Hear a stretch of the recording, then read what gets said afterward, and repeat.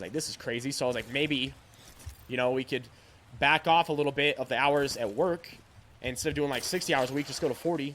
And then I can put more time into the stream. And so I backed off. I went from 8 hours, from like working overtime. I would do just an 8-hour shift. Some days I'd still go in after this and just do an 8-hour. But then I would come home and then I would stream for like 8 hours. So I'd work for 8 hours, stream for 8 hours. And continue doing that. And then the stream started to grow even more because I was spending more time streaming. And, you know, we started getting up to the point it was like 50 viewers a night. And then what happened was a lot of people that were playing Arma 3 BR like gave up. And like the streamers, they like stopped. They stopped. And when they stopped, I kept streaming. And I went from being at like 50, and I sprung within like from 50 in a month or two to like over 100. And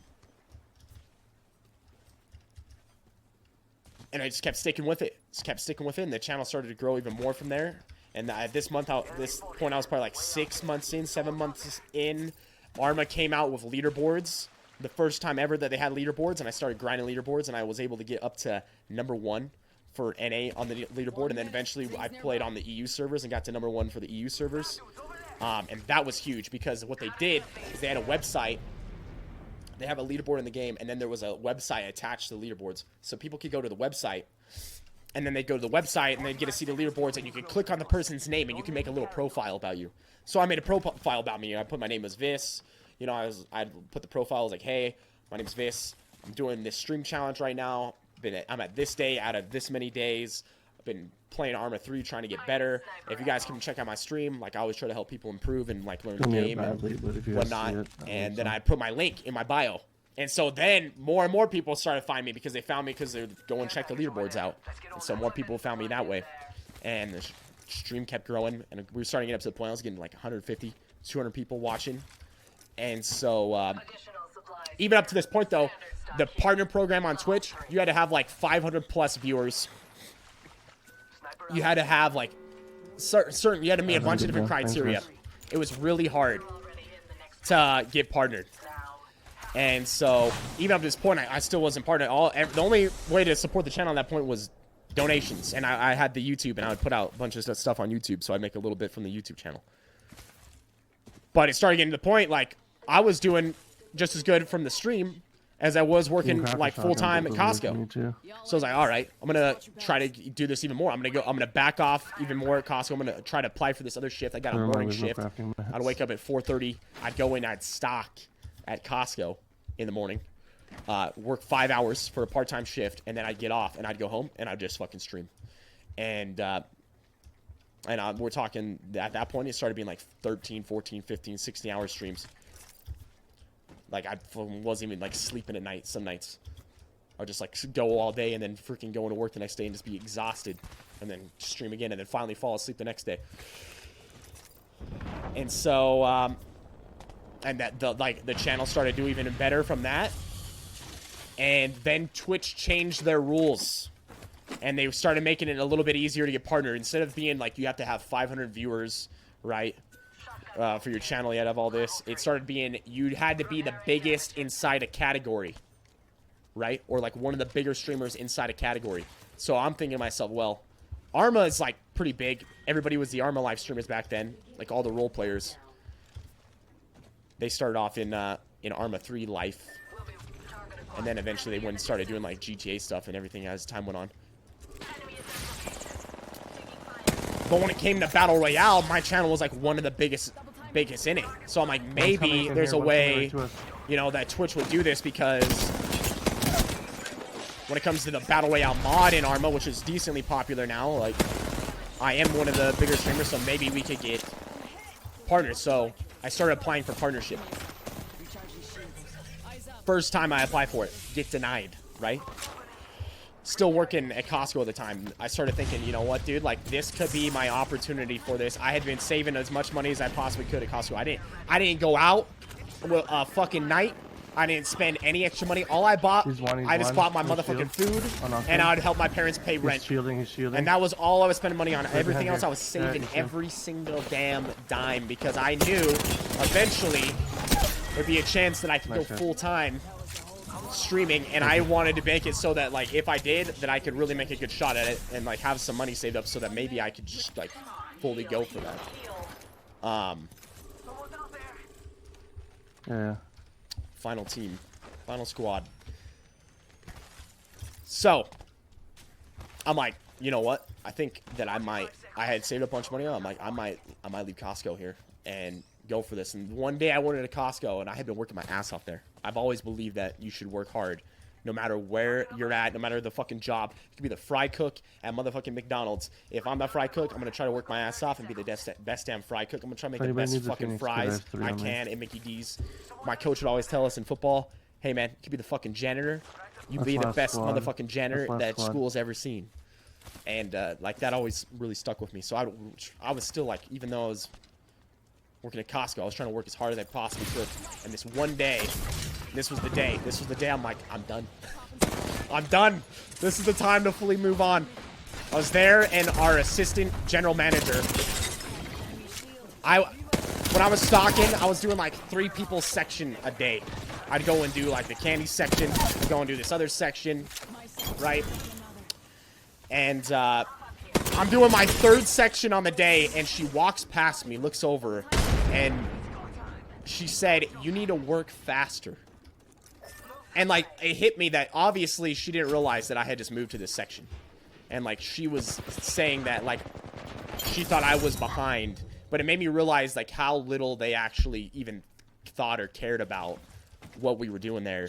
And, like, because I had been working like that forever. And so it made me realize, like, you don't even give a single shit about any of the employees here or what they're doing. Because I've been busting my ass. And, like, you would have never said that if you knew that. And so it really pissed me off. Because I had really been trying my ass off to do the best job I possibly could. And so I was like, you know what? Fuck this. I'm done. I put in my 2 weeks right then. 2 weeks went by, was out, and I just went full-time streaming. And I pretty much kept the same schedule. I was waking up early. I'd just wake up early, and I'd stream all fucking day. And so I kept applying. I applied again for partnership. Got denied again. But every 2 weeks, you have to wait 2 weeks. They'd have this form. You'd submit it. You have to wait to get it back. After you got it back, you had to wait 2 weeks after you got it back if you got denied before you could put in another one. Put it in again. Got it back. Denied, right? Kept streaming. Put it in again. Got it back. Got denied, right? And every single time we'd get denied, I'd like to let the chat know, I'm like, we're really trying to go for partnership right now. You know, I put in the 3rd application this week, but we're going to see what happens. And then be like a week later, get back notification. Your Twitch partnership has been denied, right? And then be like, tell the chat, like, hey, you know, got denied again, but hey, we're just going to keep on going. 2 weeks from now, we're going to apply again. And the amount of support that I got from the pack at that time was unreal. Unreal support. And I think that was actually a huge thing that helped me get partnership. Because every single time I'd get denied, like, the amount of support that would come in from the channel was so massive, right? And so I'd start telling them in the forum, I'll be like, every single time you deny me, my community is supporting the channel even more, even harder. And I started telling them, I'm like, hey, man, you're going to see an application every fucking 2 weeks after you deny me for the rest of the time until you accept this. I started writing that. I told them in the application, I was like, you will get another application 2 weeks after I get this back. And you deny me, you're going to get another one in 2 weeks, just so you know. You're going to have to keep on denying me as many times. We got denied 6 times, right? 7th time, I wrote a paper. And I put the link into this little bio. It was like a tweet worth of information that you could add at the end about your channel. I fucking wrote this paper. I put it in. I told them all the different reasons they should partner the channel. After I did that, boom. Week comes later, partnership got accepted. Got denied. It was 7 or 8 times. 7 or 8 times that we got freaking denied. I can't remember. It was 7 or 8. I think it was 7 times, then on the 8th time, we got accepted. It was right before a year anniversary on Twitch. So it was just like under a year. And got partnered. But, like, shit. You're like, okay, well, yeah, then, you know, it was Merry Ever After that, right, Viss? No, it was not fucking Merry Ever After right after that. At first, it was great. You know, we just got a sub button. Yeah, I think we got up to the point we had, like, 200 subs, which was, like, pretty freaking nuts for back then. Because, I mean, I would barely even get up to, like, 200 viewers.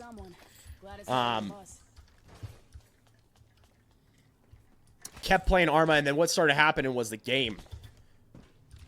The freaking game. The game was, like, falling apart. Because what would happen is every single time Arma would push an update, it would break all the mods in the game, and the modders would have to go through it and fix so many different things. Anybody that works in tech or coding understands what I mean. Like, you got all this code, right? And then you change one thing in the code, and it breaks, like, 30 things. That's what would happen every single time. So every time there was an update, boom, the game would break. And this time, like, they pushed this update, and it broke so much stuff. Like, it screwed the game up so bad. And, then, like, my entire channel was built off of this game. So people just, like, were starting to not watch it. Because it was, like, when we say a game's unplayable nowadays, we don't know what unplayable means. The shit back then was literally, like, unplayable. Like, you couldn't play. You literally could. You go into the game would just lock up and break. Like, you couldn't play, right? So, channel's starting to go downhill now because people are like, you can't watch anybody play because the game's unplayable. So I started trying to play some other different things in Arma, but it wasn't as popular. I think like Overwatch had like just came out at the time, like it was in beta. I just started trying to play Overwatch, started trying to play H1Z1. And channel was like slowly losing subs, slowly losing viewership. I just got partnered. You know, it was like maybe 6 months after partnership, like all this was happening. And it was tough because that was the first time I went through like one of those moments on Twitch where it's like, you know, it was like a steady climb in the beginning, right? You're like going up, you feel all this upward momentum, and then you just, boom, you get fucking hit, and shit happens. And the channel starts going down. You start losing subs, start losing viewership. And this was like the very first time I had ever dealt with that. And so it was like, it was scary as shit because you're like, man, I had left my job trying to make this thing happen. I thought we were doing so good. Losing viewers, losing subs. The game's fucking broken. Can't get another game like that sticks, that works, right? And I had bought a squat rack because at this point I was barely leaving the house because I was putting in so many hours into the stream. I wouldn't even go to the freaking gym most days. I would just work out in the garage. So I bought the squat rack, same squat rack that I got today whenever we do our workout streams. Got a freaking some Olympic plates, and I would go out in the garage after my streams, and I would work out. And thank God that I did that because that was probably like one of the best things I ever did because that was like the one thing where like no matter what was happening, I could go out and hit that workout and like just get myself back in like a good state of mind by hitting a good workout. But there was one day like I went out, like all this had been going on, the channels was not doing well. Like I had got up to like 200, 250 subs, and now like the sub count was like down to like 60 or something. You know, I had like gone back to the point where I like had like 60 people watching, like 70 people watching. I'm like, shit, dude. And, you know, all the doubts start creeping in.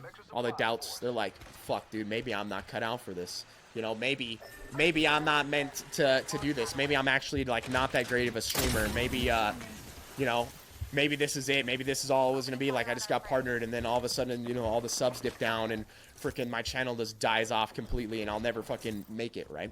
And I was working out, and this was like my mindset. The workout's going shit because obviously you got this bad mindset going into it.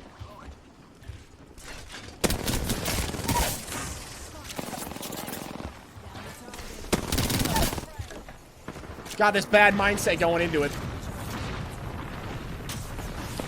And so, but at the same time, I would listen to these like little motivational videos and stuff sometimes while I was working out. And this day, I happened to be listening to this one. It was Tony Robbins. Tony Robbins is giving this speech on this video while I'm in the freaking working out. Freaking, you know, in the garage, sitting on my fucking bench, just thinking like, fuck, man. What am I gonna do? Like, this is what's all the thoughts that were going through my head, all these doubts. And like, I'm hearing him talk, and he's talking about this story. And he's talking about Cortez when they went to fight, and I can't remember exactly where it was. Right? But they went to fight, and Cortez brings the boats in with all of his men. And he fucking makes landfall, and he orders his soldiers to burn the fucking boats. Right? And I think back about it now, and it's like, sounds like the craziest fucking thing, to be honest, because it was like the perfect thing that I could have been listening to that night. And he's like, they went to the island, they turned around, they burnt the fucking boats. He was like, we're not leaving. We're fucking here, we're fighting, and we're gonna fucking win, right? That's the mindset. It's either we win or we're fucking gonna die because we don't have any boats. We ain't leaving here. And, like, it hit me in that moment. Like, I need to burn the fucking boats. I need to burn the boats. There's no going back. Like, I need to focus completely on this, go completely into this. And, that was the decision I made. I was like, I need to do everything I can at this moment to really figure this out. And, like, I just had this belief that if I did that, like, shit would work out. The merch is up on the shop, along with the way better t-shirts. If you need to let them know that you're just simply way better out here, boom. Got those up there. We got shirts, we got hoodies, we got hats, we got everything. All right? There's literally everything on the shop.